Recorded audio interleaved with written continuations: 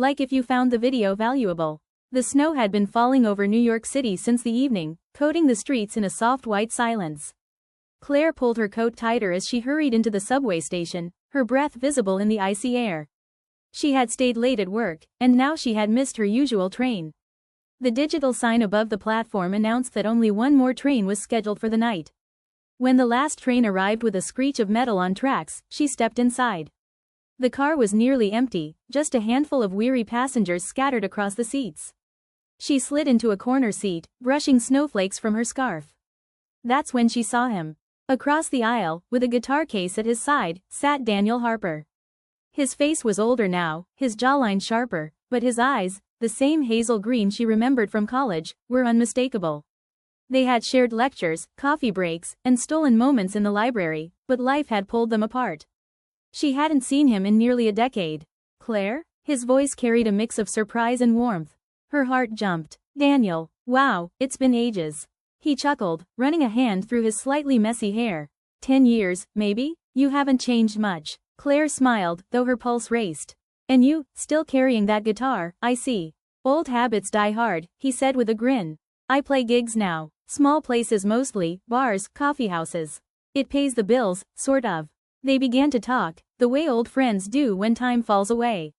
The train rattled along, carrying them through tunnels and dimly lit stations, while memories spilled between them. She told him about her job at a publishing house, the deadlines and stress.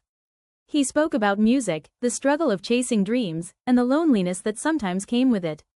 The car around them grew quieter, passengers leaving at each stop until it was just the two of them. Claire noticed the fine lines near his eyes, the calluses on his fingers, the way he looked at her with a softness she remembered. Do you ever think about the past? He asked suddenly. Claire hesitated, then nodded. More often than I should. Daniel reached into his jacket and pulled out a folded piece of paper. He slid it across the seat between them. She opened it carefully and found handwritten lyrics. The title at the top made her breath catch. Love in the Last Train. You wrote this? She whispered. He nodded. A while ago. I didn't know who I was writing it for, until now. The words were simple but full of longing, describing two people finding each other again against all odds. She felt tears sting her eyes. The train screeched into the final station.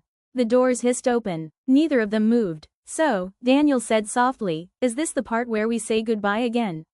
Claire folded the lyrics and held them close. It doesn't have to be. For a moment, they just looked at each other, the city waiting beyond the doors. Then, without overthinking, she reached for his hand.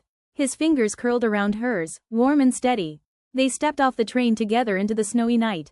The city lights glowed against the white streets, and for the first time in years, Claire felt that maybe fate wasn't about missed chances, it was about second ones.